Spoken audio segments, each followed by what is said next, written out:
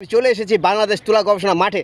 আর তুলা গবেষণা আপডেট যে চারা বীজ যে বড় হয়ে অঙ্কুরিত হয়েছে, অনেক বড় হয়েছে, 1 ফুট পর্যন্ত বড় হয়েছে। গত সপ্তাহে আমি যেটা দেখেছিলাম আপনাদের যে 5 হতে 6 ইঞ্চি বড় হয়েছিল, সেটা বাড়তে পারছিল না এই আগাছার কারণে। আগাছা এখন কিছুটা আগাছা বাছাই করা হয়েছে, আর অনেকটা আগাছা এদিকে বাছাই করা হয়েছে, যেটা কৃষকরা চলে গেছে, যারা বাছাই করছিল তারা চলে গেছে অলরেডি লাঞ্চে।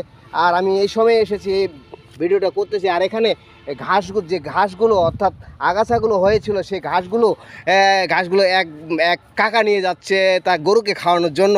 আর কাকা এখানে অলরেডি তাজা ঘাস এমনি পেয়ে গেছে, শুধু বাড়িতে নিয়ে গেলে একটু ধৌত করলে গরুগুলো খেতে পারবে। তো কাকা, আসসালামু আলাইকুম, কেমন আছেন? আলহামদুলিল্লাহ, ভালো আছি। আর আপনি এগুলো ঘাসগুলা কি গরুকে খাওয়াবেন? জি, গরুকে খাবো, 3টা গরু। 3টা গরু আপনার? আচ্ছা, ঠিক আছে। আপনি গরুগুলো সুন্দর এই ঘাসগুলো গরু খাওয়ালে খুবই খুশি হবে, আর গাভীকে খাওয়ালে প্রচুর দুধ দিবে। আর সবাই ভালো থাকবেন। এই ছিল তুলা বাগানের আপডেট।